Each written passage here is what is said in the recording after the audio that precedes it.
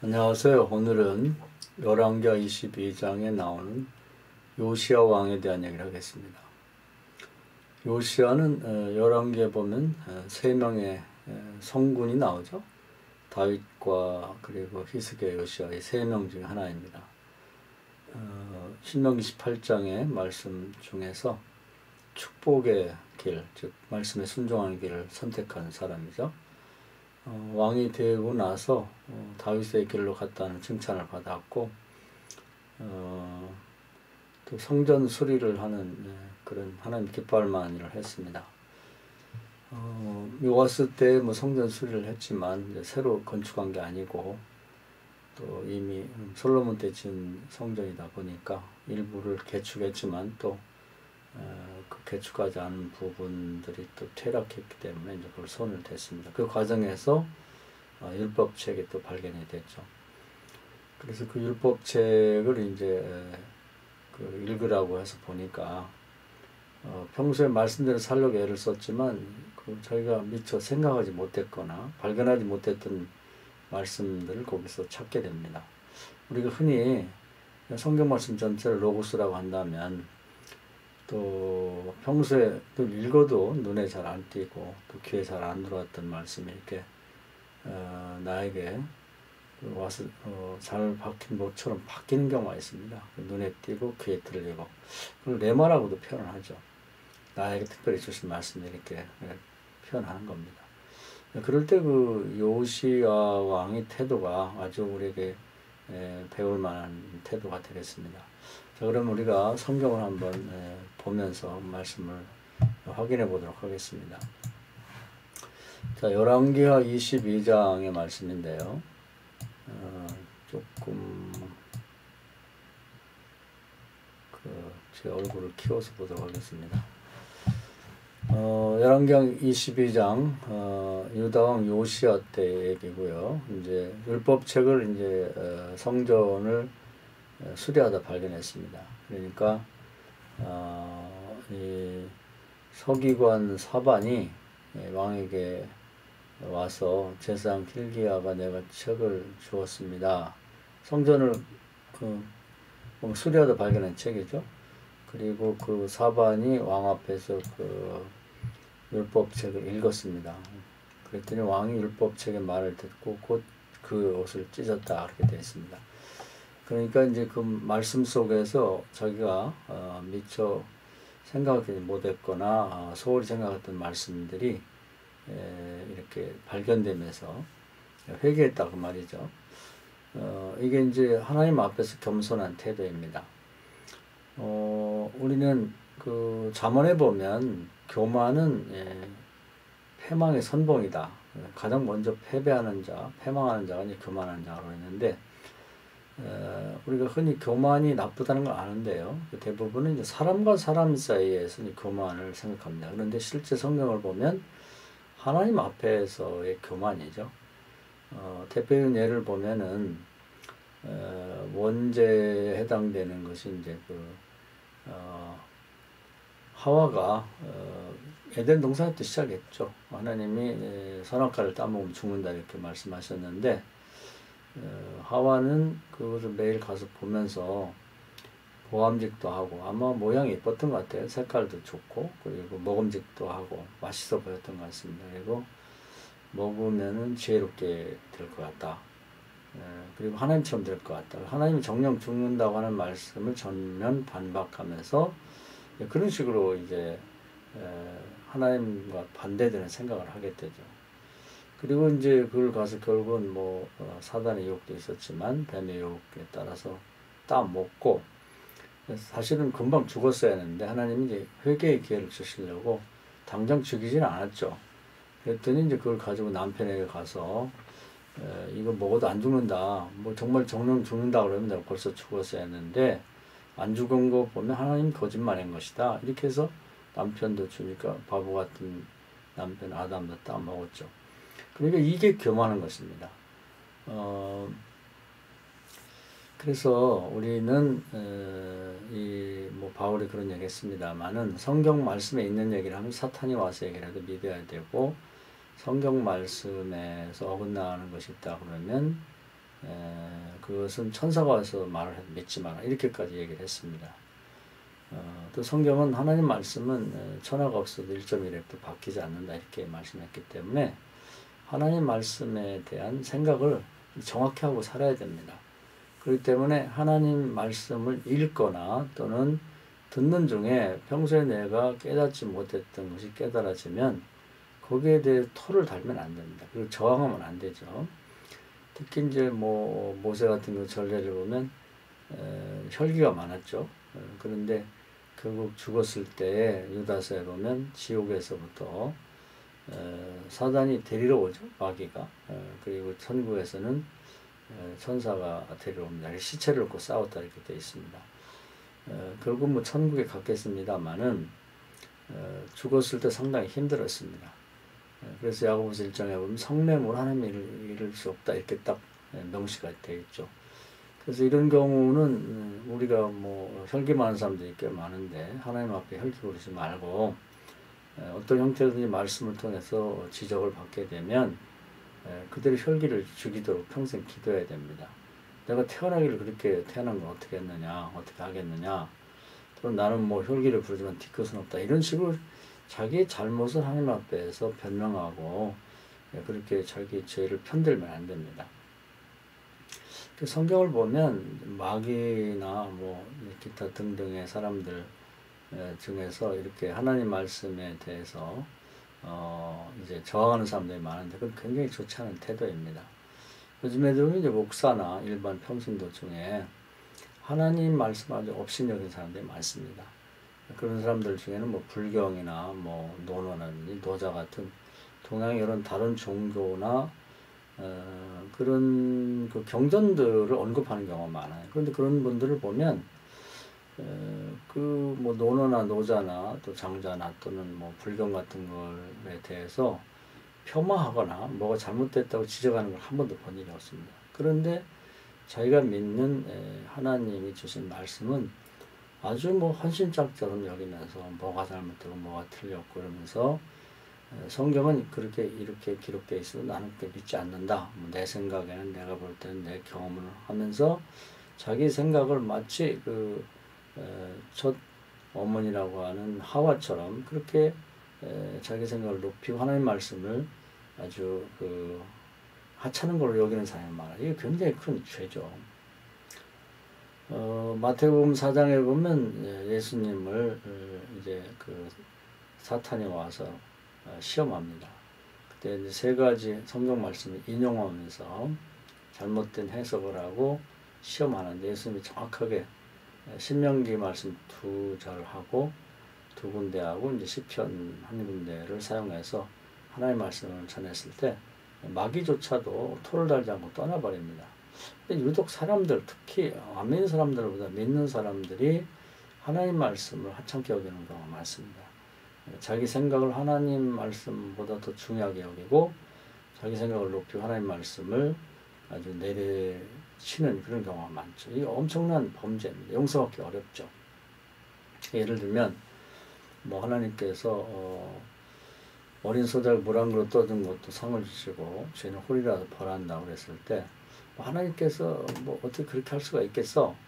어떻게 죄를 안 짓고 살 수 있나? 뭐 이런 말을 한다든지 요즘에 이제 특히 뭐 이제 주일 성수 문제가 이제 많이 논의거리가 됐는데 구약에 보면 이제 안식일을 지키지 않으면 죽이라고 되어 있습니다. 그런데 그것이 신약에 오면 이제 주일 성수로 바뀌는데 뭐 하나님도 아시죠? 어쩔 수 없이 뭐 선한 사마리아 사람 비유에 나오는 것처럼 뭐 교회에 오다가 또는 교회에 올 수 없는 여러 상황 때문에 안 오면 그게 하나님 양해를 하지만 그런 게 아니고 노는데 정신 팔리고 하나님 보실 때 주일을 꼭 반드시 지켜야 되는데 안 지키는 사람이 있다면 그것은 언젠가는 이제 죽는 벌을 받을 수도 있는 것이죠. 그런데 뭐 요즘에 무슨 주일을 지키고 사냐 뭐 이러면서 자기도 안 지키고 주일 지키는 사람을 멸시하고 욕하고 그런 것은 굉장히 좋지 않습니다. 또 뭐 요즘 11조 하면 뭐 안 된다. 또 11조 하면 심지어 지옥 간다는 말도 하고 그러는데 성경에 보면 11조는 하나님 것이고 그걸 드리지 않는 건 도적질이라고 되어 있는데 자기 개인적인 견해를 갖고 하나님의 말씀을 멸시한다. 이것은 용서받기 어려운 것입니다. 본인이 지키지 않으면 그냥 회개할 문제고, 남이 지키는 것까지도 시비 걸면 이제 그것은 가중처벌을 받을 수 있는 것이죠. 그래서 우리가 잘못 이해하고 있다 했을지라도 성경을 읽다가 깨닫지 못하게 깨달아지면 그 자리에서 회개해야 됩니다. 그리고 또 설교 말씀을 듣다가 깨닫지 못하게 깨달아지면 빨리 회개하고 고쳐야 되는 것이죠. 오늘 여기 이제 우리가 오늘 이 요시야에게서 배울 점이 바로 그것입니다. 율법책을 이제 말씀을 듣고 그 평소에 자기가 깨닫지 못한 것을 알게 되자 바로 이제 옷을 찢었다. 겸손하게 하나님 앞에 자기 잘못을 회개하는 내용이죠. 그런 다음에는 이제 쭉 내려가 보면은 이 말씀대로 살지 못한 것에 대해서 이제 훌다라는 여선자가 하나님이 그대로 재앙을 내릴 것이다.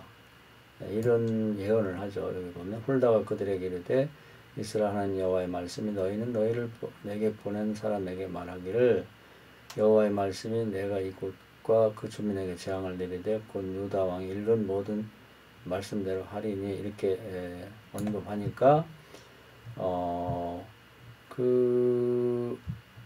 바로 이제 요시야가 하나님 앞에서 정말 그 겸손한 태도를 갖고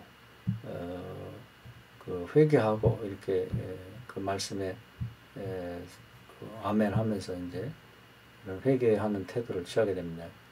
19절을 한번 보겠습니다. 내가 이곳과 그 주민에게 대하여 빈터가 되고 저주가 되리라 한 말을 내가 듣고 마음이 부드러워져 여호와 앞 곧 내 앞에서 겸비하여 옷을 찢고 통곡하였으므로 나도 내 말을 들었노라 여호와가 말하였느니라. 그래서 이제 그 겸손한 것은 하나님이 언제든지 인정을 하고 받아주십니다. 그러니까 최악의 경우라도 이 겸손한 태도는 하나님께서 회개하고 겸손한 태도는 받아준다는 걸 알 수가 있습니다. 그래서 그동안 이제 이 요시야의 할아버지가 이제 아주 악독한 왕 중의 왕인 그 므낫세고 아버지가 아몬인데 그들이 지은 범죄를 보면 특히 우상숭배가 심했는데요. 자식 3, 4대까지는 이제 저주를 받게 그렇게 되어 있습니다. 그러니까 요시야 때에 이제 큰 저주가 와서 그 가문이 망할 수 있고 나라도 망할 수가 있는데 이 요시야가 이런 겸손한 태도를 갖게 되니까 집행유예를 내리게 되죠. 그래서 20절에 보겠습니다. 그러므로 보라 내가 너로 너희 조상들에게 돌아가서 평안히 묘실로 들어가게 하리니 내가 이곳에 내리는 모든 재앙을 내 눈이 보지 못하리라 하셨느니라 하니 사자들이 왕에게 보고했다. 이렇게 되어 있죠. 그래서 뭐 사람이 살다 보면은 이제 뭐 저주받을 일을 하게 마련이고 또 자기 의지와 관계없이 조상들이 이제 저주받을 짓을 해놓으면 그것이 특히 우상숭배 같은 자식 3, 4대까지 천벌이 내리는 그런 이제 예고가 돼 있죠. 요시야는 딱 거기에 걸려 있는데 다행히 하나님 말씀을 듣게 하셨을 때 그것도 하나님 주신 기회죠.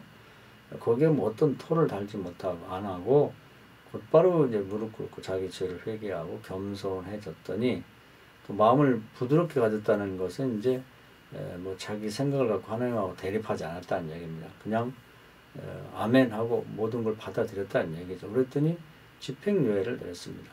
하나님 나라도 양형 규정이 있다고 그랬죠. 예수님께서도 하늘나라의 이제 일과 세상의 일이 비슷할 때 이제 그 비유를 많이 들어 설명하셨는데 세상에도 비유를 들자면 집행유예라는 게 있습니다. 뭐 여러 가지 사정을 고려해서 당장 감옥에 넣어야 되는데 집행유예를 내려서 2, 3년 기회를 주고 잘 그럼 다시 범죄하지 않고 법대로 살면 이제 죄를 감형하거나 이제 면제해주는 그런 제도죠. 하나님 나라도 그런 게 있는 것입니다.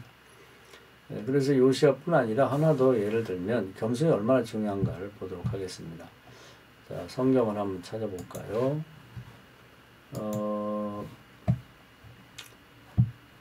여기는 열왕기상 21장인데요. 나봇의 포도원이 탐이 나가지고 이제 아합이라고 하는 악독한 왕이 므낫세 못지않은 악한 왕인데 그 나봇이 뭐 이제 자기 문중 땅이니까 여호수아 때부터 이렇게 그 분배받은 땅이니까 줄 수 없다 얘기를 하니까 아합 왕이 그 많은 재산을 가진 사람으로서 그게 탐이 나가지고 잠을 못 자고 끙끙거리니까 이세벨이라는 여자가 그 부인이 아니 왕이 돼가지고 왜 그런 거 하나도 못 뺐냐 걱정하지 마라 그래갖고 그 율법을 악용하죠. 율법에서는 이제 특히 십계명에 이웃을 행하려고 거짓 증거하지 마라 이런 얘기 있는데 이 정확한 재판을 위해서 그 하위 법에 보면 증인 두세 명 세우라고 그랬어요. 한 명 갖고는 이제 실수할 수 있기 때문에. 근데 이걸 악용해가지고 두 명의 증인을 이제 돈 주고 사죠. 이들이 나봇이 하나님을 저주하고 뭐 왕을 저주했다 이렇게 거짓말을 해가지고 그걸 돌로 쳐 죽입니다. 그런 다음에 떼어서 줬죠. 뭐 정말 하나님 앞에 있을 수 없는 이제 범죄를 저질렀습니다. 그랬더니 이제 하나님께서 이들의 범죄에 대해서 앞으로 어떤 처벌을 내릴지 당시 엘리야가 활동하던 시기였는데 18절에 보면 이런 말씀이 있죠. 너는 일어나 내려가서 사마리아에 있는 이스라엘 아합 왕을 만나라. 그가 나봇의 포도원을 차지하러 그리로 내려갔나니 너는 그에게 말하 이르기를 여호와의 말씀이 내가 죽고 또 빼앗았느니라 하셨다 하고 또 그에게 이르기를 여호와의 말씀이 개들이 나봇의 피를 핥은 곳에서 개들이 내 피 곧 내 몸의 피도 핥으리라 하였다 하라.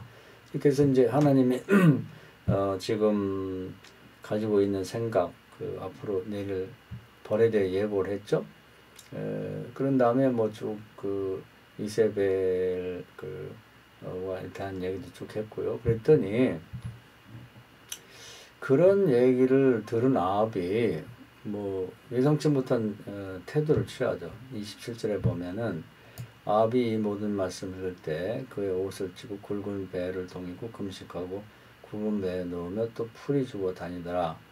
여호와의 말씀이 들으시면 엘리야에게 임하여 이르시되 그러면서 29절에 보면 아합이 내 앞에서 겸비함을 내가 보느냐 그가 내 앞에서 겸비함으로 내가 재앙을 저의 시대에 내리지 아니하고 아들의 시대에 그의 집에 재앙을 내리라 하셨더라 이렇게 되어 있습니다.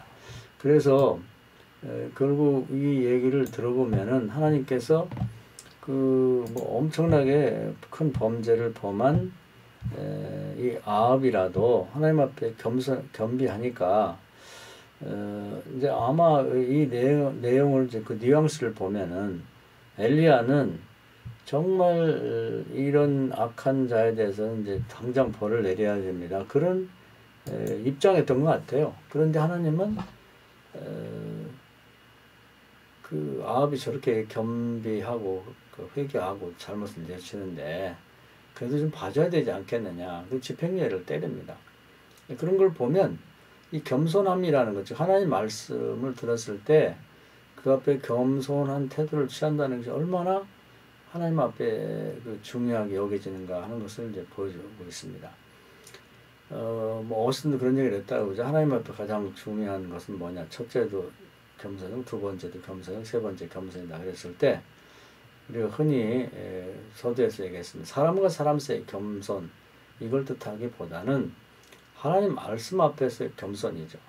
그래서 하나님의 말씀이 분명히 성경에 기록되어 있고 또 뭐 전파되는 사람들을 통해서 들었을 때 거기에 어떤 저항이나 또 변명이나 그런 자기 의견을 내지 말고 아멘하고 그 말씀에 어긋나는 것을 다 회개하고 돌이키는 태도 이것이 이제 가장 중요하다는 것입니다.